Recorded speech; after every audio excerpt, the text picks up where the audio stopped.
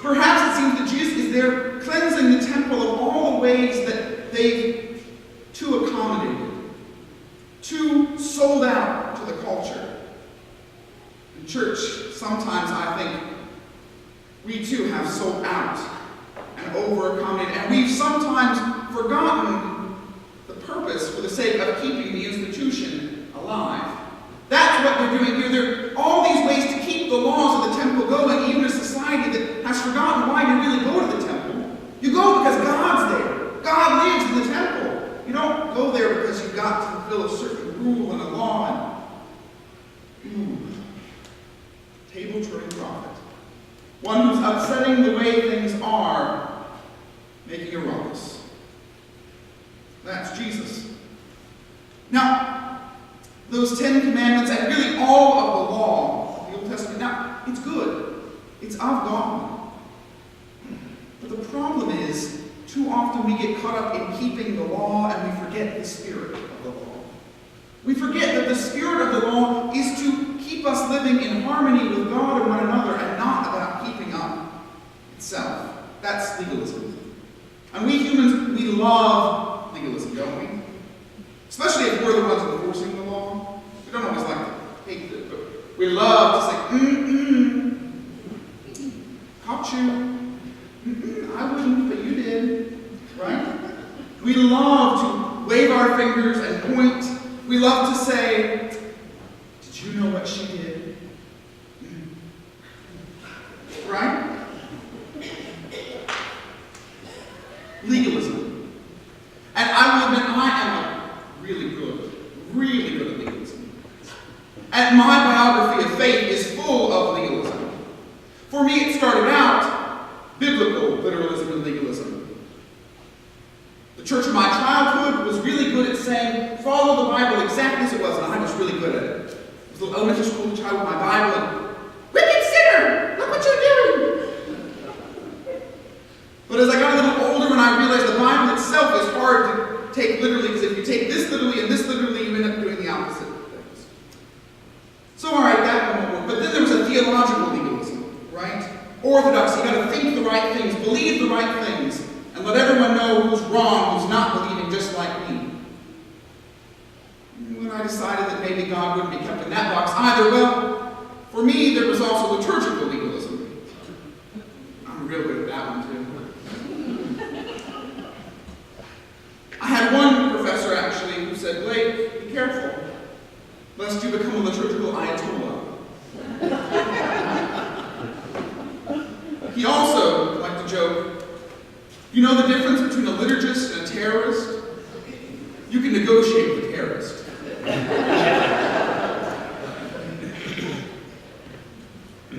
These are part of my legalism, but I think if we're honest, all of us have a legalism or two or three that we like.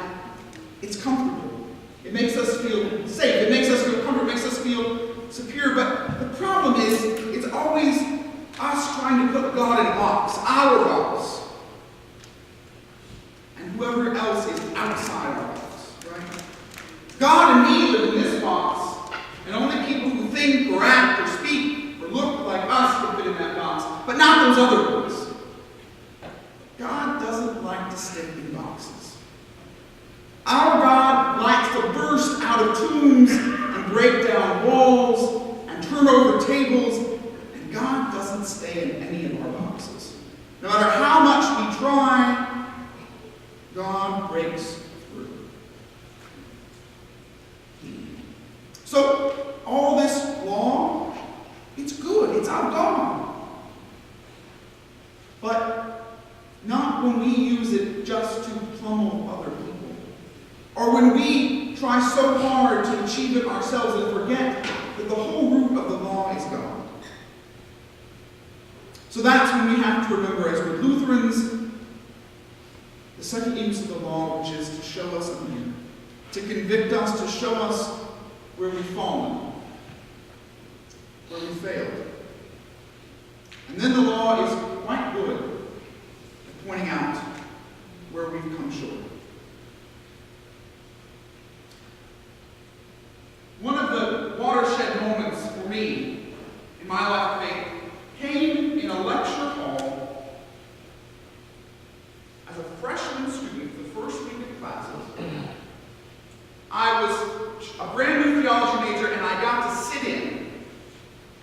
for an introductory lecture in Lutheran confessions. Woo! I'm really excited.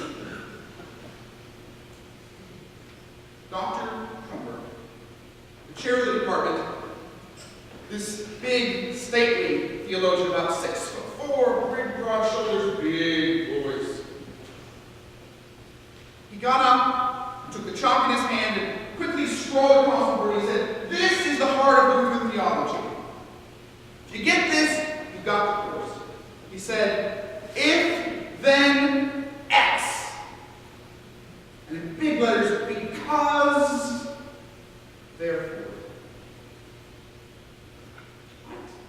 What? He said, here's it.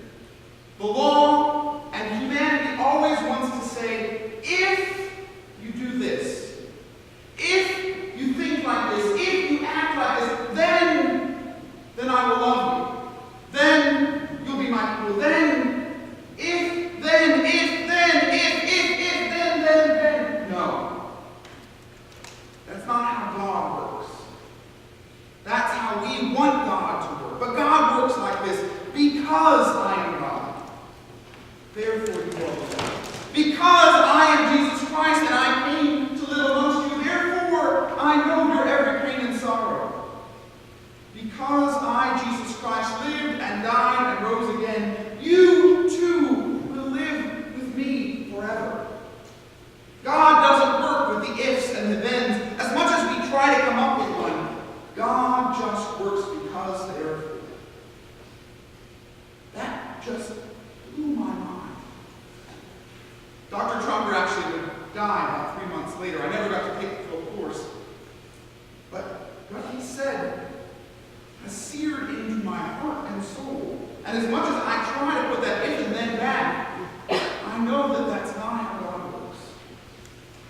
God works through the cross. That's the because, therefore. We preach Christ crucified, which is a foolishness to Jews and a stumbling block to Greeks, and that's just about everybody. But that's the wisdom of God. That God would live and would die, not to do away with the law, not to just fix everything, but to show us how we're meant to be as people of love. Of people connected to God. You remember the beginning of that Ten Commandments is, I am the Lord your God. This is the way to be my people. But we keep just not getting it. So those stone tablets didn't work. God said, aha, I'll write it in my own flesh on a cross. I am the Lord your God. Be my people. Come, walk in the way of the cross. Know my love. Know that this is my wisdom. This is my beauty. This is my glory. Hanging upon a cross. Love writ large